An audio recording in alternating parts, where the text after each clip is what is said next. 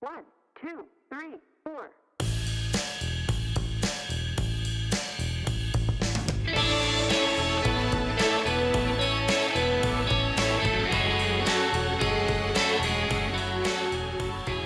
Hi, and welcome to the Vininspo podcast with me, Ed Merrison. This is where wine is a travel experience. Join us as we pick up bits and pieces, make new friends, and create memories that make our future interactions with wine, people, and places all the more meaningful and fun.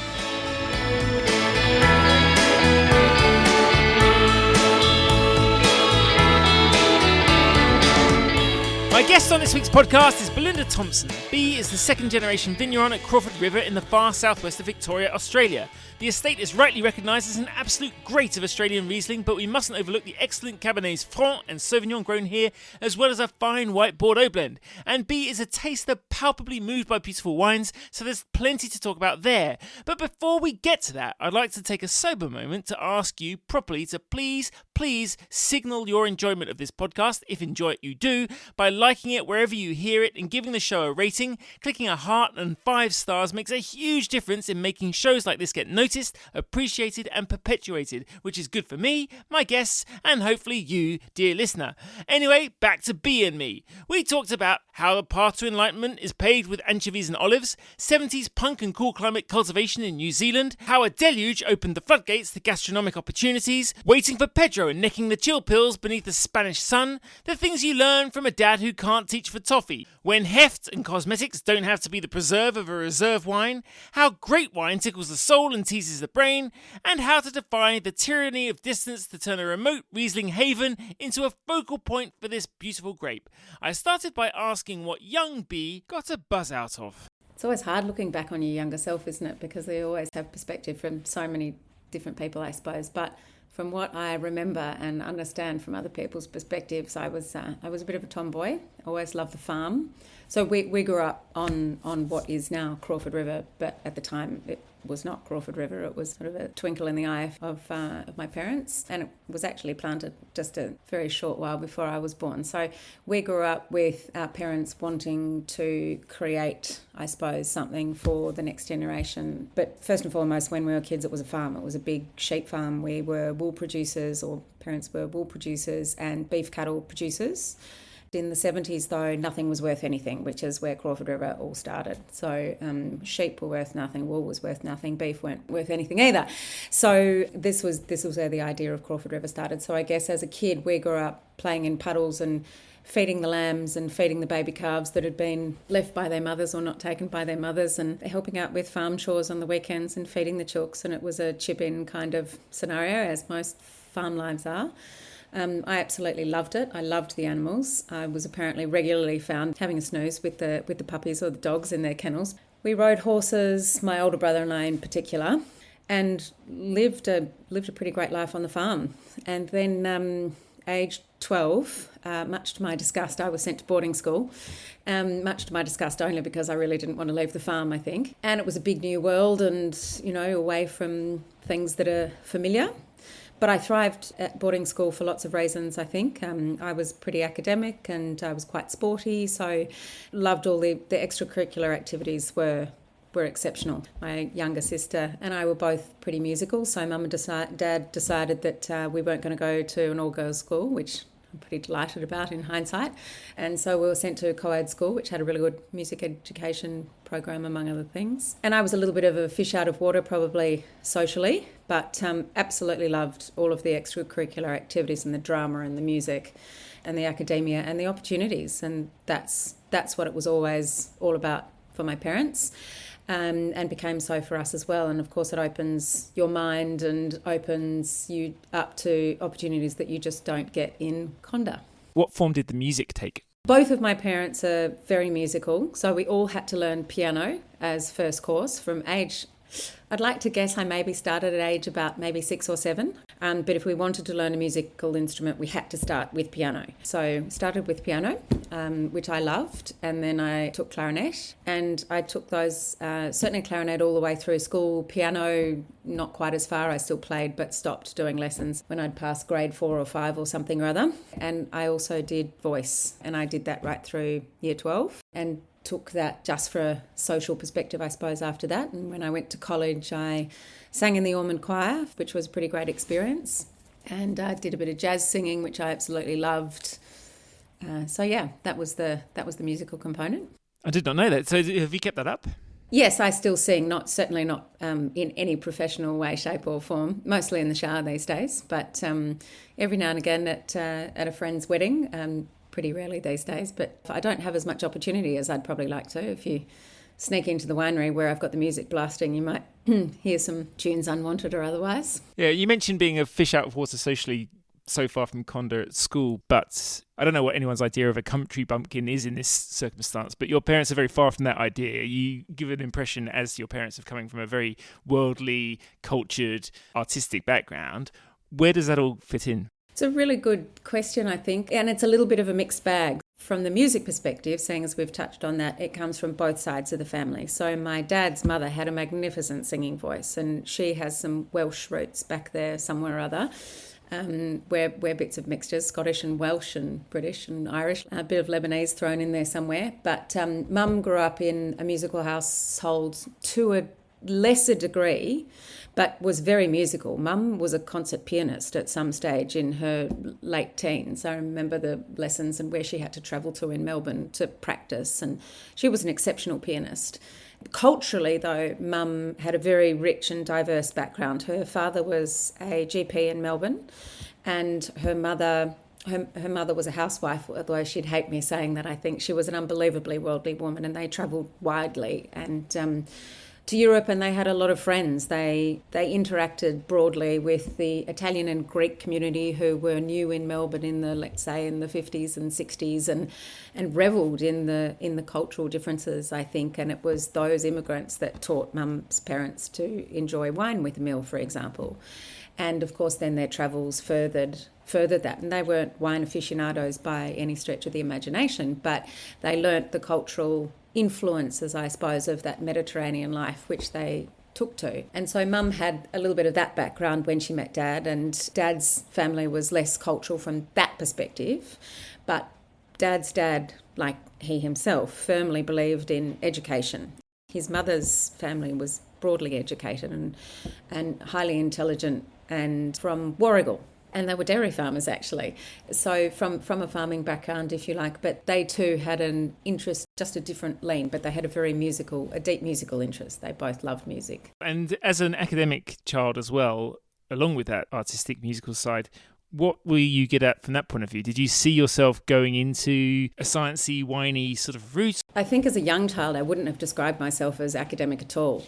And I don't think my parents would have either. My older brother and younger sister were far better readers. I would rather be outside running around and playing with the animals and what have you. I don't think I was silly either, but a bookworm I was not. But as I got older, I revelled in the humanities, actually. And while I did chemistry most of the way through school and maths, I loved music and languages and literature. So my final few years at school were actually music and history and literature and language. That was what I focused on. And I think being the petulant teenager that I'm sure I was, I think Dad would have liked me to keep physics and chem longer. I hated physics, though. And I've never had the aptitude for it, I'm sure. And I didn't really like any of my maths teachers, and chemistry was always reasonably straightforward to me. But it was the arts that I wanted to go into post-school. So they are the courses that I applied for and inevitably got into. So my first degree was a BA at Melbourne Uni with history and literature double major. And after that, I decided that I really wanted to stay in the country. So I needed to work out how I was going to do that. And my initial thoughts upon leaving school were that I'd really like to get into journalism, because journalism could take me to lots of interesting places in the world, and perhaps that would be a good way to go. And then somehow I decided that that was probably a bit too narrow, because if I finished my journalism degree and I did terribly or decided I didn't like it, I was really between a rock and a hard place. So that's why I did the broader degree of arts, I suppose. And then I did a grad diploma in education, because I thought that teaching could also take me all over the world. And I completed that, and I went to China as part of that, which was utterly fascinating. That would have been 2000 or thereabouts. So it was pre-Beijing Olympics, and the place was just so extraordinary and eye-opening, and must have been the Sydney Olympics, and then the Beijing Olympics was announced just before we left, and the group of 10 students or whoever had been selected to go over as part of this course and teach English as a second language at a university. We're all so out of our depth, but it was great fun, and we learnt a huge amount. We left thinking, this place can't possibly host the Olympics in 8 years. There's not even running water, and they don't have flushing toilets. How can that possibly work? And of course it did. But that was a pretty eye-opening experience. But I'd been a bit unfortunate and had a really bad experience on my second placement during that teaching round, and it had really put me off. So after I finished that, I buggered off and went travelling up the east coast of Australia and got a bit stuck in the massive floods of 2001, it must have been, 2001, after the big drought.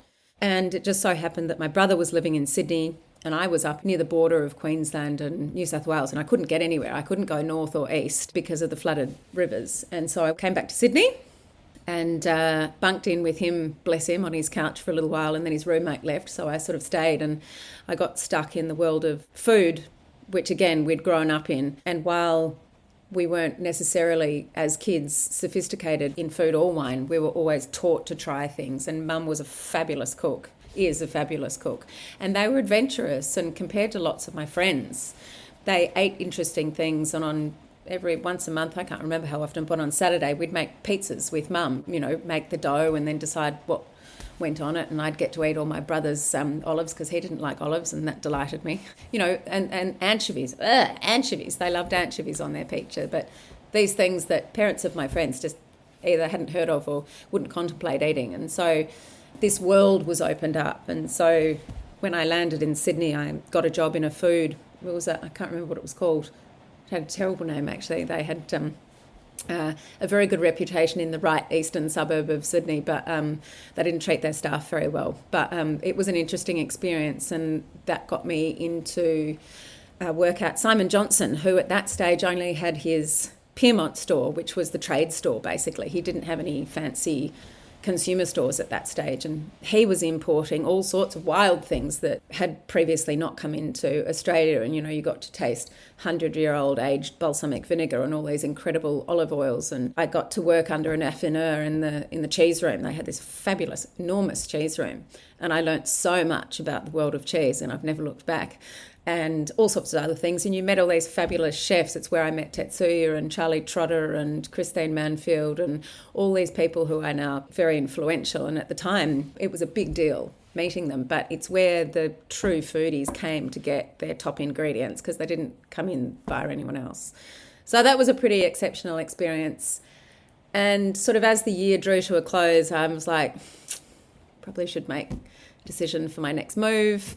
And came back to the food and the wine theme, and I think I had a big argument with my brother one night, and he was sort of nudging me along and sort of saying, what are you going to do now, and you should probably make a decision about, what your next step's going to be. And we'd probably both had a few too many to drink, and I said, I'd really like to get into the world of wine, but I don't really think I'm good enough, and I don't have the right education. And he's like, well, how about you ask someone, and then how about you just apply, and then you'll find out, and if you're not good enough, you won't get in, and then end of story. And that was sort of the end of that. And the next week I applied to do the postgraduate degree at Lincoln over in New Zealand, because I was really conscious of wanting to do a cool climate wine focus course, which wasn't offered at the time in Australia. And cost-wise, it was probably cheaper for me to go to New Zealand anyway. So a long-winded roundabout version of how I ended up there. It's really interesting, though, about how the idea of food and diversity just opens one door and then another door into where your mind wanders to, and the people around it, even from that age, that it seems like such an arbitrary thing that we're all surrounded by food and we all eat it, but it's just such a big window onto something for some people, and for some people, just nothing, just functional. Yeah. But I was interested in what made you go to New Zealand. So you were in Lincoln University, Christchurch. What was your peer group like there, and how well did you settle in? I loved it. I absolutely loved it. And I was right in my element right from the get-go. And I did a bridging maths and bridging chemistry course, because I hadn't done them for 4 years or whatever, just to sort of acclimatise myself a little. And that was a little bit like being thrown in the deep end, but it was fine. It was of my own choosing, which meant I really wanted to succeed at it. And that always makes a huge difference. So I knuckled down and I did the maths and I did the chem, and that was all fine, and then took to the course like a duck to water. I absolutely loved it, and straight into third year microbiology and all the fungi and bacteria in the world. And I had incredible lecturers, which made a really big difference. And I met some real characters. I didn't live in halls. I decided I couldn't go back to communal living after so many years of institutional living. So on campus, they had sort of little student houses, basically, and there were 4 people in a little house. And I met one of my great soulmates of this world, who was an American. She was studying science and wanted to be either a dietitian or a natural medic. She's now a doctor in natural medicine living back in Chicago. We're still in touch and still friends. She's amazing. And we had 2 other really lovely housemates, one of whom didn't really love us because she was studying architecture, maybe landscape architecture, and she was a very serious student and did not appreciate our late night antics on probably too many occasions for her liking. We tried to be respectful, but you know how these things end up. So yeah, absolutely loved it. The campus was great. The people were wonderful. I absolutely thrived in New Zealand, and there was so much outdoor stuff. I'm a big hiker, so I went hiking every other weekend when I could, and we were an hour from the ski field, so I skied, and it was fabulous. Just fabulous. And any winery jobs while you're over there? Yep. Yeah. So in must have been Easter break, I'm guessing, I went up and worked with Mike Allen at Huia, Mike and Claire Allen, Huia that is sort of still, but Mike and Claire aren't there anymore. So I did that. And then on the back of that, they offered me a job the following year, which was wonderful. So I went back and worked in the cellar and the vineyards the following year for a little bit better than 12 months, I guess. So from the end of uni through until I think I must have just done harvest that year. And then I went to Bordeaux, and then I came back to New Zealand and did a year with Spy Valley when they were just kicking off. And then I went back to Europe again, and then I went back to Australia. I think that's how it worked, something or other like that. So it was in the burgeoning region then of Marlborough. So Marlborough in the sort of, let's say, in the just shy of 4 years that I was in New Zealand, tenfolded. And while I was there, all of the orchards that were just being torn out left, right and centre and replaced by Sauvignon Blanc, essentially.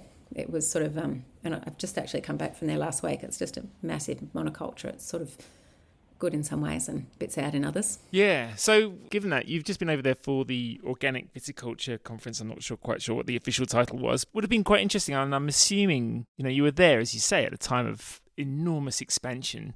And also you went there very deliberately to Lincoln to go and study cool climate viticulture. So I guess in many ways, lots of things have changed, especially not least the buzz term that is cool climate these days. But what kind of things did you learn in Marlborough that have stuck with you today, either as things that you have adopted or kept in mind, or things that you perhaps have been lessons in another way? So water, wind and frost would be the first 3 big tools. So Bennett Huia was sort of been a little bit like Bennett Home. I mean, it's bigger than we were here, but still the philosophies were a little bit similar. Mike was incredible, and I'd never worked at a place with machine harvesting before, so it was interesting learning that sort of side of things. And Claire was just an utter guru in the vineyards. We were managing a vineyard with phylloxera at the time, and she was showing me the organic and biodynamic techniques that they were using in the vineyard. And it wasn't their vineyard, they were leasing it, and it was a Gewürztraminer vineyard, I think, from memory. The improvement that she had seen over, she had all this photographic evidence of the improvement that she'd seen over sort of the 4 or 5 years that she'd been managing it, with the holistic way that she'd been managing it. And I was pretty impressed by that. The water thing was really huge for me because Marlborough sits on top of the Marlborough Valley, shall I say. The valley floor sits over an aquifer, which is only about between 6 and 8 metres deep, depending on where you are in the valley. And so the vines really have untapped access to water not very far down. And mass irrigation, because the vines come to depend so quickly on water, they need that water to be maintained. So that was an interesting sort of lesson in managing canopy and yield and fruit concentration from quite an early day, and it was exceptionally different to home. It's very windy here, but the wind lesson was really the trialling of new trellis systems. And 2 of the years that I was there, big companies had put in 2 new vineyards that I think in particular, one was up the Wairoa Valley and one was on the floor. They'd planted these massive vineyards all with steel posts, and we had these insanely windy summers. And once the canopy was up to full size, of course, you basically have a wall of canopy. And we had these crazy winds, and they flattened about 40 hectares worth of vineyards on 2 separate occasions in 2 separate areas of the valley. And I remember thinking to myself, note to self, in both in terms of the trellising system and in terms of the steel posts. What was the other thing I said? Oh, frost.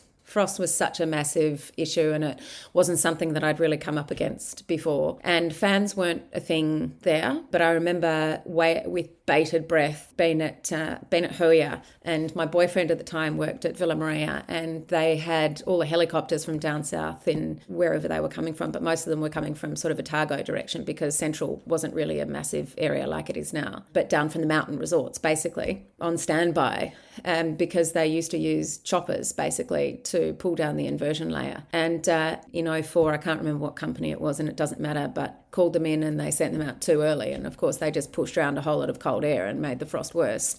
So I did a lot of learning about inversion layers and the effective control via either choppers or fans or whatever it might be, and flippers, and the enormous amount of water required. But it was the most effective method that I saw at the time, but enormous power and water required. But in that land that drains so very quickly, it doesn't matter if you've got the water and you can throw it on. It's a massively effective way to control the frost. Frost was a huge lesson. And just in terms of canopy management, and again, at the time, we're talking about a reasonably long time ago. Sometimes you forget how many years pass. At the time, a lot of management in viticulture in Australia, or at least the way that it was taught in universities, was not directed to the smaller grower, smaller canopy, more boutique, if you will, style of growing grapes. It was more directed to the warmer climate type of viticulture, which wasn't us where we are, of course, but it was just taught in a completely different way in New Zealand. And I really appreciated that because there were so many finer points to running a cooler climate vineyard and or a vineyard under more stress, maybe not an irrigated vineyard, and maybe not as much vigorous growth and different undervine management because of the different soils. All that sort of stuff just raised questions that I think have steered, if you like, my direction up to this point. And also in Marlborough at Hoya, I remember, I think, Claire Allen having a very, very funky bass guitar. Play any music down there? No, we didn't play any. I listened to them play a little bit of music. We didn't exactly get on it, but I remember starting work at 4 a.m. when the harvesters were starting, and it was either me or another girl working in the cellar called Dana, who was a total champion. She's now in the Hunter Valley, I think. Anyway, Mike had set up these enormous speakers at the top of the catwalk and would just blare out 1970s punk just to make sure everyone was awake, but he actually loved it. They were both avid music fans. So yeah, we used to listen to a lot of music. Very cool. And we've had anchovies and olives enter the picture already, which brings us inevitably, I think, to Spain. How did that come across your radar? Where did anchovies and olives come from? Oh, yeah, the pizzas. Spain. So another one of my really great friends, who's still a very great friend today, is a Kiwi. And as part of our degree at Lincoln, we got to share a row with someone. So you got a row of grapes in the vineyard that was on site at Lincoln. And you had to look after those grapes all year. So you picked them and pruned them and managed the canopy, et cetera, et cetera. And she was my row partner. And we got on like a house on fire, and we've remained firm friends ever since. Anyway, in 2003, while I ended up staying in New Zealand, we had both decided that we were going to go to Europe. And I had a harvest organised at Tessier, and she had a harvest organised somewhere in Champagne, I can't remember where. And you may remember that 2003 was an absolute wipeout for Europe. It was a complete disaster. I can't remember if they had frost, but they had heat, terrible heat waves, and then they had hail, which really just finished off the harvest.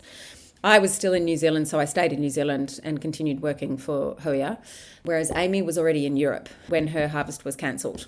And so, as Amy can only do, she caught up with a couple of her contacts and via one of those contacts landed a job in the middle of Spain in a winery that wasn't quite built, aged 20. She was a few years younger than me. Oh, let's say 23. And Amy, being Amy, was like, sure, I'll go down to the middle of Spain and do a harvest for you and run a harvest. I don't speak any Spanish or anything else, but sure, why not? So she did. So in 2004, I went to Bordeaux to do harvest, and I went via Spain to see her. I can't remember if it was before or after harvest. And we had a ball, and I saw her almost finished winery and tasted some of her wines. She was making 100% Tempranillo. And I thought, this looks like a good place to be. And she was really lucky. She had landed in a little village that had a lot of people her age who were broadly travelled and broad-minded and were really good fun. So I met all those friends and thought this was a pretty good thing.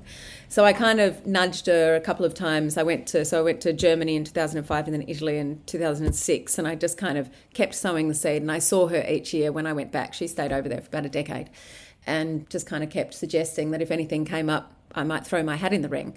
And in 2007, something did come up and I took it and sort of didn't look back. So 2007 that was another pretty interesting experience. So the same company that she had been working for wanted to set up a Verdejo project in the north of Spain. But at the moment, he had a contact in La Mancha where they were also growing, where the Verdejo vines were quite young. They were kind of between 4 and 7 years of age. And he wanted to make a couple of 100 tons of Verdejo. But the catch was that we were making it at Campo Viejo, so the biggest winery in almost the southern hemisphere. So we were doing a boutique project, a couple of 100 tons. The smallest tank we had to work with was 35,000 litres. They had no filter of any kind, and there was only one press in the cellar, and this was the boutique cellar, so they only did 1 million litres of wine in that boutique cellar, and the rest of the cellar were 65,000 litre tanks, and that was all for red, and we shared a 25-tonne press. So whites and reds, and it was is a co-op. And I didn't know, I knew what a co-op was in round terms, but experiencing one is something else again. So you'd have, old mate Pedro who'd roll in his little Massey Ferguson with half a tonne of grapes on the vac, sucking on his cigar, and no one arrived. On the first day I was so excited and I was waiting for this fruit to come in. And I remember being at the winery and 10 o'clock went by and 11 o'clock went by, and then it was lunchtime, and I said to Sole, who was sort of she sort of spoke a little bit of English. I didn't speak Spanish at this stage. And we sort of communicated via the dictionary and words and a few, hand gestures. And she was lovely. But I sort of said, when do the grapes come in? She said, they'll start coming in at about 5. And I was like, okay, righty go. And they started coming in at about 5 and they stopped coming in at about 10 or 11 at night. And there was just this line of little tractors and remorques out the gate and around the corner and down the road who'd all just kind of come in. We had 4 or 5 different receival areas. So that was a pretty rude awakening into working in a co-op, but we made some pretty decent wine actually. And on the back of that, I got my own little project, which was up north, which ended up being hugely successful, which was great. We went from 200 tonnes to 1,200 tonnes in space of about 6 years. 2 wines. Whereabouts up north? That was about 120 k's north of Madrid. So west of Segovia. The area was Rueda, but it wasn't Rueda proper. So Rueda Township is on red clay soils at about 450 odd metres above sea level. I was up in the white alluvial soils on the Segovian plains, so about 820 metres above sea level. All bush vines. It was an extraordinary experience. I worked with some really beautiful fruit and some very interesting characters, some of whom I could understand and some of whom I couldn't. And I learnt Spanish. I worked pretty hard to learn Spanish as quickly as I could. And I had some good partners to work with in the winery. And in our first harvest in 2008, we didn't quite have a building. But you look back on it, I was pretty lucky with all of these experiences, because in 2007 at the co-op, I was only there for 5 weeks, essentially. So, I say I made this wine, but I was responsible for processing it and fermenting it and going back to blend it later, and that's about it. And waiting for tractors to come in. Just so extraordinary. And I'm a pretty high energy sort of person, like my old man, I think, and, I like to get things done. And while I love culture and experiencing different things, going to La Mancha to that co-op was just on a different level entirely. And Spain was very good for me, actually. It taught me to take a chill pill and just take a deep breath, and that it didn't always have to be done at 100 miles an hour. It still had to be done well, but it didn't all have to happen immediately. So personally and professionally, I think Spain was very good for me. And it was opportune, really, because after I left New Zealand, I came back here in 2005, back home, and I wanted to sort of take a little bit more responsibility at Crawford River. And Dad was still young and he wasn't really ready for me to do that. And he understood that I was ready, and I was nearly 30. And I said, well, look, I've just had this really great opportunity, and this was 2008. So it became this really happy confluence of worlds, because I was, for those first couple of years, I was really away for sort of 7 months or 8 months, and back here for harvest and fermentation and blending and stuff, and then I'd go again. So, it was a pretty privileged position to be in from a lot of perspectives, and I loved the fact that I didn't miss a harvest here either, because you have that continuity of seasons. You get to see the growing season and you get to see the fruit. And and you get to learn stuff along the way, and you get to bring a few of your learnings back, and then you get to have the perspective of your old man at the same time. It was a beautiful thing to do up until it sort of, ran its course. I guess a bit of that Spanish chill pill, it stays with you forever, doesn't it? A bit. The manic side and the less manic side. A little bit, definitely. So we're back here then at the vineyard, Crawford River. Just set the scene, if you would, for people listening, of whereabouts we are. In fact, not where we are right now, but where we were in 1975. Mum and Dad had been in Europe. They'd lived in London for about 4 years. Dad was a stockbroker. They had come home to the family farm, I think much to my mother's chagrin, who was a city girl at the time. And Dad was in stockbroking. So he was the only son. So I think he felt both a sense of obligation to come home, and I think he was just a bit done with the city. I think, like me, he's a bit of a peasant at heart and loves the farm, and saw an opportunity, I think, for his family. And Dad's never been a big fan of bullshit, if I'm allowed to say that on this podcast. And so I think there was a lot of things in that stockbroking world that sort of didn't really sit well with him. You got to walk the walk, and Dad could do that to a degree, and then he just didn't really feel, I think, sincere doing it. So I think that was a catalyst for him to come back to the farm, because it wasn't a really easy decision financially. He wasn't coming home to a mountain of money or a really successful farm. It wasn't the case at all. But he was coming home to a very big opportunity, potentially, if he got it right, which he did, I think. So given that wool, beef and sheep were worth nothing, they decided that they needed to diversify. They'd fallen in love with wine on the continent, most notably Riesling and Claret. And they thought, well, there was Seppelt's vineyard down the road, which is about 20 to 25 k's south of here. And that was the only other vineyard in the area.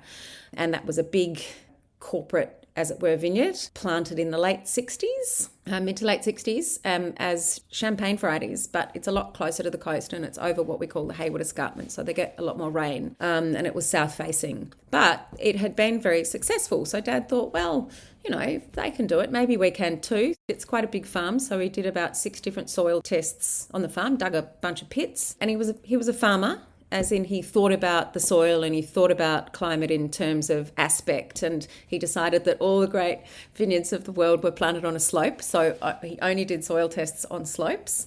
And because of our cool latitude, he decided that it should also probably have a north or northwesterly facing aspect. And so he picked a couple of sites. He had a couple of good results in terms of what he thought was an interesting soil profile, and he consulted Kym Ludvigsen, who was a viticulturalist at the time, sadly no longer with us. And he had done a report on the Branksholm area, and I think for one of the bigger companies, whether it was Hardy's or Seppelt's, I can't remember who, and that had concluded basically that it could be a good area for growing grapes because of that opportunity, I suppose, in the future. So Dad decided to get Kym out, which he did, and Kym agreed that it could work for grapes. And the rest, as they sort of say, is history. So in 1975, they chose the site. I think the very first vines that actually went in were seconds from Seppelt's, that they were planting Riesling at the time. So he got some of those because there wasn't a lot of money around at this stage, so they drew on all their resources. He used the farm tractor. So as a result of using the farm tractor, all the rows had to be 3 metres apart, otherwise the tractor didn't fit up the road. And he acquired some land from his father and fenced it off, and that was the first block. And then he took himself off to Wagga by correspondence to study viticulture and enology. And I don't know how he did it with a couple of little kids, but anyway, he did, bless him. And 76 he planted the next block over, and 77 he planted another block, and that was the crux of the original vineyard. And then in 1994, wait for it, Sauvignon Blanc, we couldn't sell enough of it. And when I look back at the original, so we had a hectare of Sauvignon Blanc intermingled with Semillon plants to see how they'd go. And they went very well. And if you look back on I'd like to say sort of the late 80s, but more importantly, early 90s, our Sauvignon Blanc was more important and more valuable than our Riesling and more expensive. Anyway, they couldn't sell enough of it, so they planted another 1.5 hectares or thereabouts of Semillon and Sauvignon Blanc. That was 1994, so year 11 for me and first year of uni for my older brother, and younger brother and younger sister down the road from there, 2 years and 4 years respectively, thereabouts. And I remember the summer of 94 and running the irrigation lines in that vineyard, and us all taking on various characters of a show that was on at the time, the DGen, the comedy show, the DGen. You wouldn't remember it, Ed, but it was pretty funny. And that kept us sane and got the drip lines out and the vines planted. And then it grew again in 2001 when we planted more Cabernet and more Riesling. And now I'm on a big replanting mission. So we're not getting any bigger at the moment, but I'm taking out some of the original plantings that are just at sort of end of life for a cool climate that experience a lot of misty autumns. So trunk disease is an issue, and Riesling isn't a particularly strong vine to start with, and everything is on own roots. So there's no resistance to drought or anything else, and they were dry grown for the first 20 years. So they've ebbed and flowed a little bit in terms of the health over the years. So I'm just pulling out small pieces and replacing them so I don't all of a sudden end up with 60-year-old vines that are unproductive and no future potential. And it's not exactly the heyday of Sauvignon, Semillon blends, but have you kept all those vines, or have you changed some of the makeup from that point of view? Yep, I've changed a little bit of the makeup, so a little bit more Cab Francs going in because I really love it here and does very well. Semillons, so the 1994 planting is still in. The original Sem Sav planting has been pulled out and replaced by Riesling just this summer. And then I'm moving a little bit of Cabernet and Riesling around in terms of, so Cabernet has come out mostly because of its health, and it just happens to have coincided with a time when Cabernet isn't everyone's favourite grape variety perhaps, but given the small amount we produce and the style we produce it in and the money we sell it for, we don't have a problem moving it.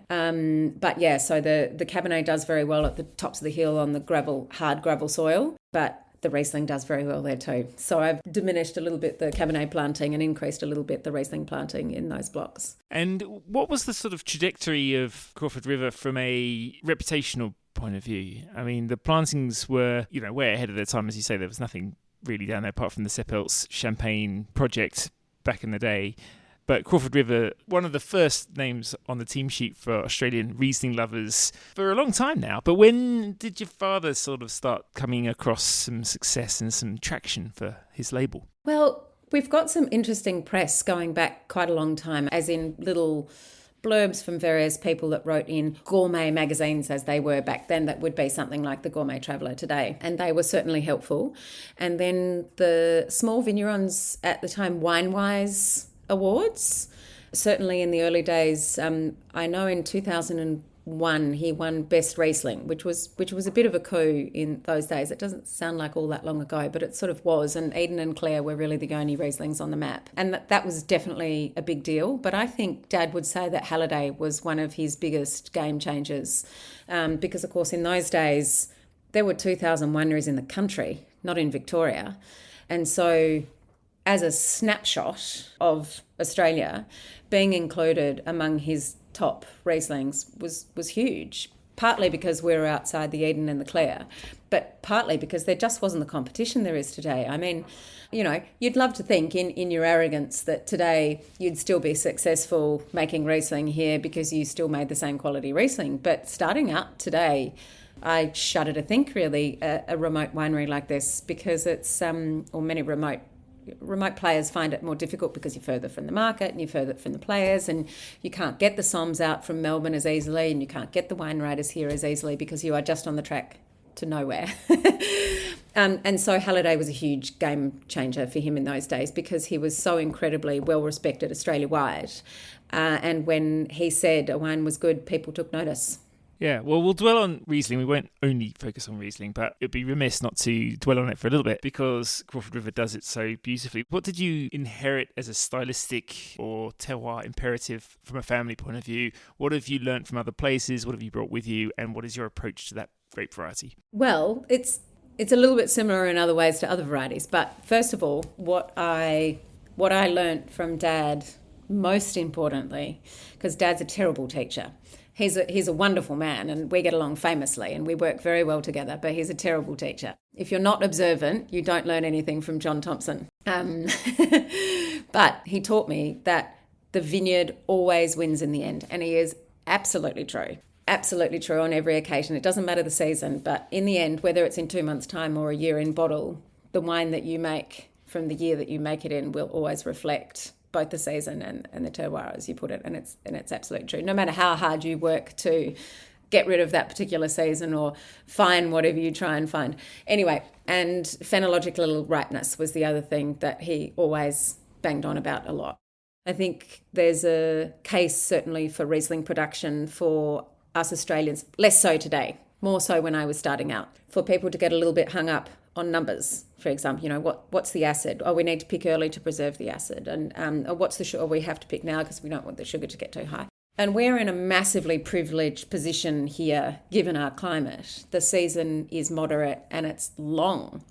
And so by the time effective ripeness comes around and phenological ripeness comes around, you're looking at April, typically, occasionally March in a warmer year like this year. And so your ripeness, you're lucky to get a Beaumet in a week, let alone in 2. So you're not worried about a sugar spike. You're lucky to get a Beaumet in a week and a half. You're looking at maximum 20 degrees as a top and cool nights. So you're not concerned about the sugar spike and you're not concerned about the acid drop as you can be in other regions. Dad has always been fanatic about waiting for that phenological ripeness. And that was something he drilled home time and time again. And when I went and worked in Europe with Riesling producers, they have the same privilege of having that cooler, longer season when they are just waiting until that phenological ripeness is spot on and the flavour's good and everything else follows. And when I first came back to Australia, I remember chatting to other Riesling producers and, going to as many tastings as I could to taste as broadly as I possibly could, both within Australia and overseas. And talking to people and saying, you can't use stems in Riesling. You've got to have as few phenolics as possible in Riesling. You want to get it off its skins and you can't use the stems. And so I didn't say anything, but this is something that Dad practiced. And I was just zipped and thinking, goodness, what are we doing? And are we doing the right thing? And it seems to be working, but I won't say anything because apparently we're not meant to be doing it. And then, of course, you go to Europe, and I worked with Schönleber first, for example, or second, and he just gets the whole bin and he tips through a massive set of rollers and stems and skins, and the whole shooting match crushed goes into the press. So I'm thinking, no, phew, we're not the only ones to do this. It's okay, I can keep doing it.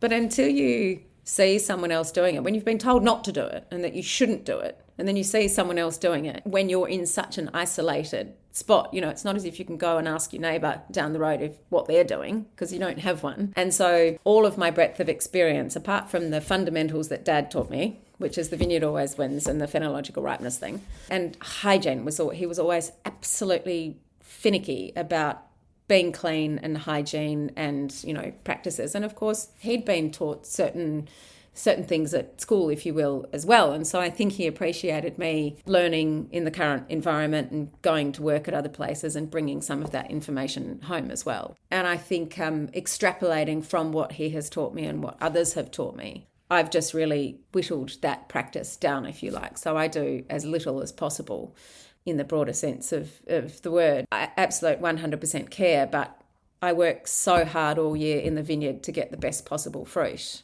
And if I get that right, which I occasionally don't, but I mostly do, you shouldn't have to do too much. And it's, a lot of whole bunch press. I no longer use enzyme as a settling aid or a press aid or anything else. It's just a natural settle, which horrified Dad initially, but he understands why I do it now.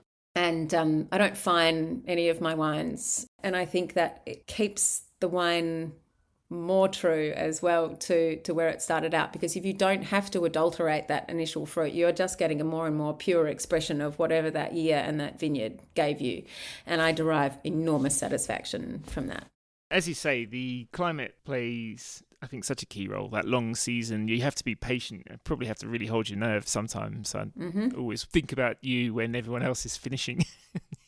Yeah. And you're just out there still just watching and waiting. There's a real marked difference, I think, between those grapes that are harvested within a much more truncated season and just their ease and dimension and development that you get, which is just naturally, we call it more European sometimes, which is an annoying thing to say, but it is much more, I think, what you recognise when you see something that hasn't rushed its way in the sunshine or been picked earlier than it might otherwise have been. A real ease to it and a real completeness. As you say, you've done so much to try and get that fruit right, that to have complete expression is very satisfying. It is. With the other grape varieties, Cab Franc you say you love. What is it about Cab Franc? What is it about Cab Franc? I think we've got very lucky on this site with Cab Franc. I know we've got very lucky with Cab Franc on this site. So the Cab Franc on this site was actually initially ordered in the 70s as Merlot. And as with many other Victorian vineyards who ordered Merlot in the 70s, they got Cab Franc. The wonderful thing about our Cab Franc is, so it's an intermingled Cab Franc Merlot block, but there's just very little Merlot in there, which I don't pick anymore, mainly just because it's old and doesn't yield. But there are, of the most of the hectare that we have that is Cab Franc and now my new planting, it is a wonderful clone. The only problem is I don't know what the clone is because it was ordered as Merlot.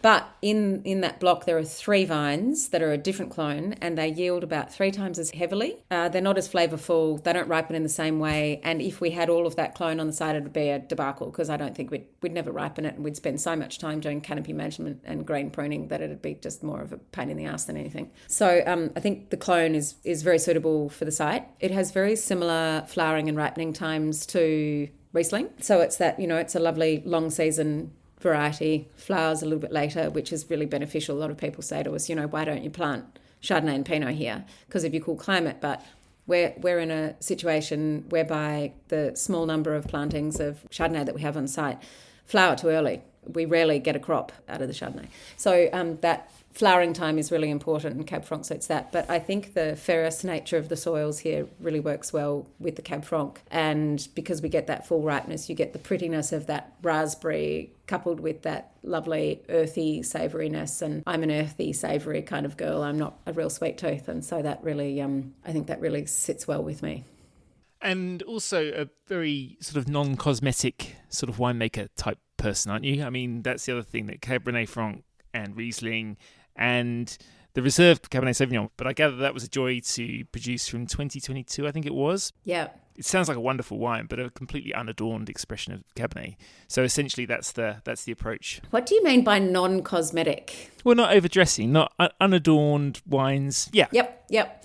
Yeah, I think that's very much, I just think that's me. Actually, I think it's probably a philosophy I carry, and I think there's a little bit of respect in there for the grower as well. And because I'm a grower too, I think we have a beautiful site. The site is, very briefly, we have that diversity and dichotomy of soil, which I think helps make the wines interesting. Actually, I don't have a lot to do with it except for care and love and attention. But we have that, we're on the edge of a red volcanic plain, so a lot of ironstone, buckshot, gravel over clay loam, which is mostly red, a little bit brown, over limestone at the foot of the hill, which is an ancient risen seabed. So you have this diverse amount of soil types that of course changes as you go through the slopes and ridges of the vineyard. But that's the starting point for everything. And the reason that the reserve Cabernet was born, if you will, I typically use that block to do an extended maceration, which a percentage of which typically goes into our standard Cab Sav, which I love because I think it elongates and finesses the tannins through the mid-back palate on the Cabernet, because we make a pretty elegant medium frame style of Cabernet. I'm not out to beat the world in terms of oak and alcohol. And again, it's just what the vineyard gives us. So I try and weight the fruit and the alcohol and the oak to suit the vineyard and the style. But anyway, this particular block that I use for extended maceration, I used for extended maceration in 22. And so good was it, so much did I love it, that I made a standalone wine from it. And actually, the partial truth of the matter, not only do I love it for all of those reasons, but when I went to press it, it had started to do malo. So it had been on skins for a couple of months, which is roughly when I typically press it. And it was doing malo. And I was a little bit annoyed, but it tasted fantastic. And so I waited for it to do malo and it tasted even better. And I thought, wonder what would happen if I just left it here for a bit longer. So I did, and I tasted it regularly. And the tannins were extraordinary, and the elongation of them and the shape of them changed a lot. And I thought, when it was done and I decided it had enough, which was at the 6-month mark, so this is on skins post ferment, I thought that's enough now, and I'll press it, and I'll press it to steel, which I did, and bottled it not long after, I think. But it was the simple fact that I liked challenging the preconception that Cabernet needs oak and needs time and needs alcohol and needs all these things that people think it needs. And I decided that I didn't actually think that was necessarily true. And of course, that's just on my site from my perspective, but a lot of other people seem to have enjoyed the wine. So I like to be able to challenge those perceptions. And I think the only mistake I really made probably was calling it reserve, because a lot of people expect to see the bigger wine and the more oak and the more alcohol. But naming a wine is so difficult. And you're like, well, there's so much more work that's gone into this wine, and it's such a small batch and it's so special. It's the next echelon up, and people think that next echelon in terms of nomenclature could be reserve. But should I make one again, I will call it something different. Well, I thought that was actually used ironically to challenge that very conception, that it's not in a really heavy bottle with a black label and loads of oak. Yeah, there was definitely a bit of that as well. But I think it probably backfired a little bit, because I think a lot of people, too many people see it without tasting it, like see it on the website and expect it to be the big oak and the big alcohol and the big bottle, et cetera, et cetera. Yeah. And I'm still happy that it's not all of those things, of course. But I think some people are disappointed. Yeah, so much for your wines. When you're tasting other people's, I quite often bump into you literally sometimes in a room in Melbourne when you're running around tasting, because you do love to look at wines all the time, not just things that you make, but other people's wines. And it strikes me whenever I've tasted with or near you that you have a bit like, I suppose, with the winemaking instinct, a very precise sense of when a wine has touched you. Obviously, it's an intellectual thing, but it's also a very visceral thing, is my impression. How would you sum up your approach to tasting wine and being moved by wine as a taster and a drinker? It's a really interesting question, and I'm really glad you asked that question and not what's your favourite wine, which I would be disappointed if you had asked. Not on this pod. You get better questions on this podcast. Obviously. It is a really interesting question. I mean, I don't think I'm too much of a wanker about wines, but I do like to think about it, and it is my world. And when I taste wines and I'm looking to be moved by a wine, if you like, as you put it, first of all, interest and balance. Minerality, which is such an overused term, I know, is and a slightly controversial term, but I love wines with character and texture that are well made, but that both excite your mouth and your mind, I think. So if I taste a wine and it's not generic, which is a dangerous thing to say, those wines really jump out at me, partly because I love to taste them and I have thought that they're delicious. And second of all, my little brain is going, I wonder what they did to this, or I wonder what soil this wine grows on, or I wonder what the conditions are. I wonder if it's got wood in it, or I wonder if it's spent some time on skins, or it's got really beautiful acidity. I wonder if that's natural. What's the grape variety if I'm, in a room where I'm tasting a bunch of international, or a bunch of varieties that I'm not necessarily familiar with, the blends. And you're thinking, I wonder what component gives that to the wine. But first and foremost, you're just thinking, yum, that was a really delicious mouthful. And I'm left thinking, I'd like another sip of that, or I'd like another glass of that.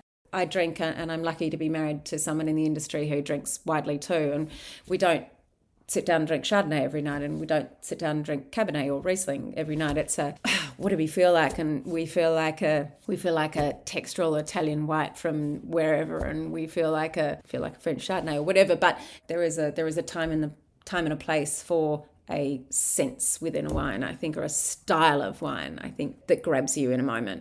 It's interesting, that term balance. It is a really obviously hugely important concept in tasting wines, making wines, but also kind of feel like there's a balance between balance, that thing that makes it feel like the wine just lands and hits the spot. When that's coupled with something else, like you say, that's something that's sort of firing your mind of asking questions, that it's pulled something off, it's pulled off something impressive because it's got personality, or it's got some kind of edge, or it's got something really savoury or mineral, something different, but it's still pulling off that thing of landing those things. And I'd say this probably goes for your wines as well, that they're both exquisitely balanced, but also there's room for that mystery of how you got there, or what it is that's contained within that, which makes it sort of fascinating all the time.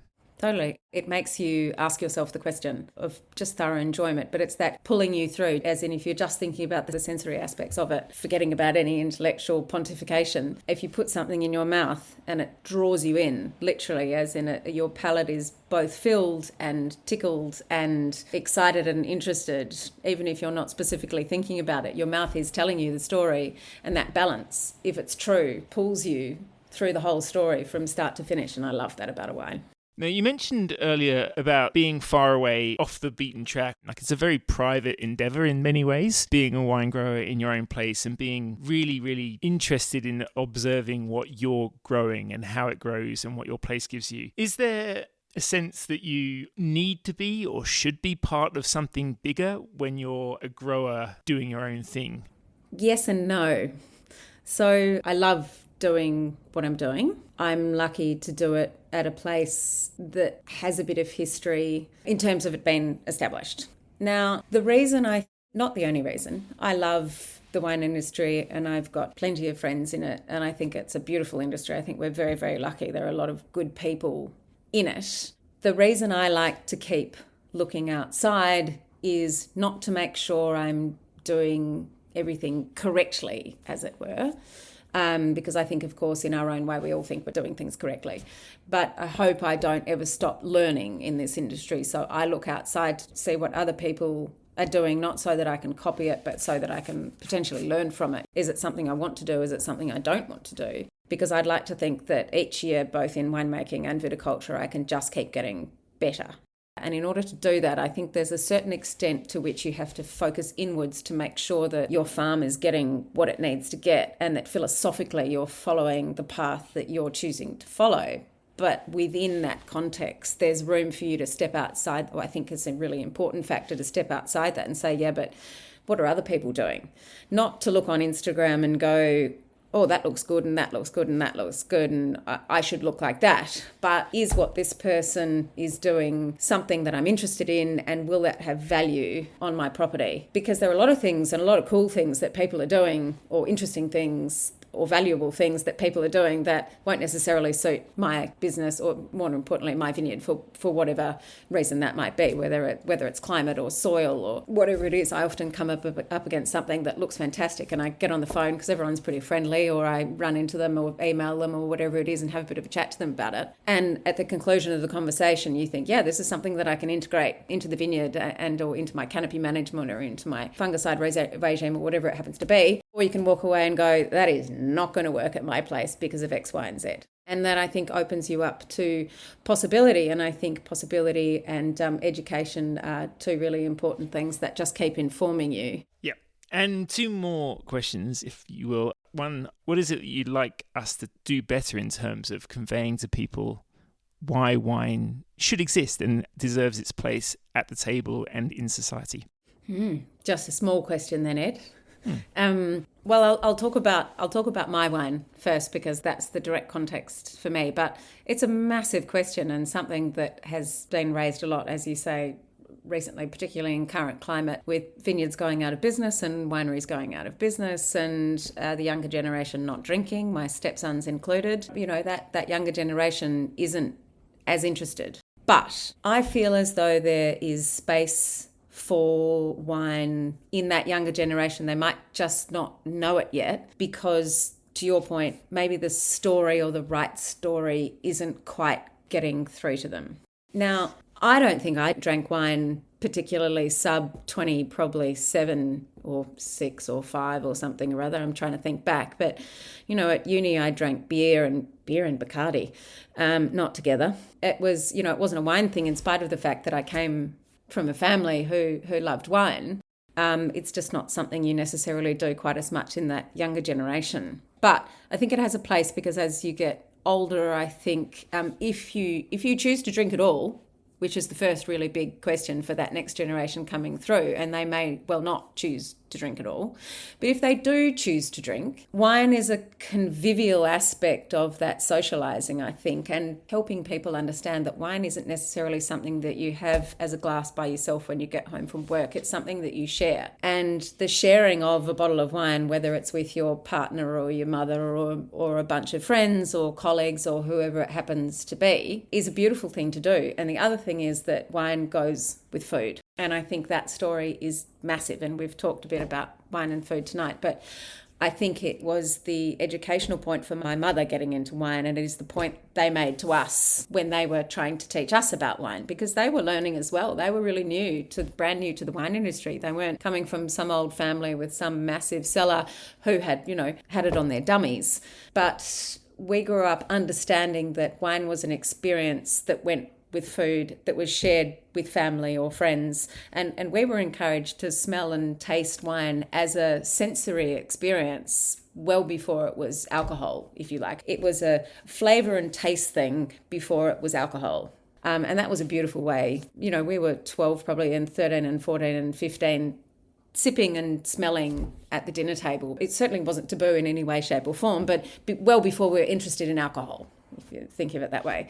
And I think wine is able to shape those experiences, which is a really beautiful thing. And my youngest stepson, who had his 18th birthday a few weeks ago, cooked a dinner party for his friends. 18. He had 8 of his friends around. He did a lamb roast and a something or other. And my husband picked out a bottle of red of some description for him. And he said, I'm not sure that we're going to want wine. And Cam said, we'll leave the bottle. And if you, or we'll leave a couple of options for you. And if you feel like opening them, you can. And they weren't too sure, but they opened it. And there was nothing left in the bottle when we came home, and gave us a full rundown. None of them drink wine, and hardly any of them drink at all. But they all had comments on what they found in the wine, which I found, you know, the smells and the flavours that they found in the wine, because all of my stepsons love their food and flavours, because both of their parents love cooking and food. And so then it becomes a sensory experience rather than a getting pissed experience, if you like, or getting drunk experience. And I think it's an important distinction that hasn't been lost on the younger generation yet, but I feel as though there are elements, certainly, and my nieces are that sort of age as well, you know, between 18 and 25. Some of them, I think, are a bit scarred by their parents' experiences, maybe of alcohol. Maybe they saw too many of their parents drink too much and they don't want to be that person. And maybe they just saw their health implications and they don't want to go down that road, and that's fine. But I don't think that's what it has to be about. It doesn't have to be about that getting drunk thing. It's that sensory experience. It's about the sharing and the pleasure of the experience combined with food, whether it's half a glass or a bottle. That's what it's about. Yeah, and on that point, when you were physically, because of the floods, and I guess metaphorically because you didn't know what you were going to do next, stuck in Sydney, and food really started to open your mind a bit and open some doors, do you think it's kind of cool that Crawford River can be a vehicle to opening people's minds in terms of things that are grown, things from a place, things that take time, and those other things that matter to you about the estate you work on and the land that you work? Yes, in short. I absolutely love that idea. I love the thought that, because I've always loved creating things. From a very young age, I've loved cooking. And so the thought that something that I love doing and have created with serious intention too. So the change to moving away from herbicides and anything synthetic was health related initially for me, but is a huge part of my philosophy. And if I can do that better and do it well and tell a story that has integrity and has meaning genuinely, and you can translate that to someone else via that portal, yeah, I think that's a fantastic thing. And put a smile on their face. Yeah. I mean, that at the end of the day, this isn't about points or getting my name in a magazine or anything like that. It's about creating something beautiful and delicious that people can enjoy. And that's the person who tastes it perspective, of course, not mine. I can tell anyone about the best wine in the world, but if they don't like drinking it, they shouldn't drink it. But I think those stories lend integrity and meaning to the product at the end of the day, whatever that is. Cool. Last question. What's your favourite wine? That's it for this week's podcast. As I said at the start, please subscribe and share with everyone if you enjoyed it. You can also subscribe to my Substack. That's edmerison.substack.com. Feel free to leave a comment too. I'd love to know what you'd like to hear more of. But for now, I'd like to say thank you to Lucas James for the music, Neil Williams for the artwork, Elizabeth Clancy for the edit, and to my guest, Belinda Thomson of Crawford River. Till next time, live wine to the fullest. Cheers.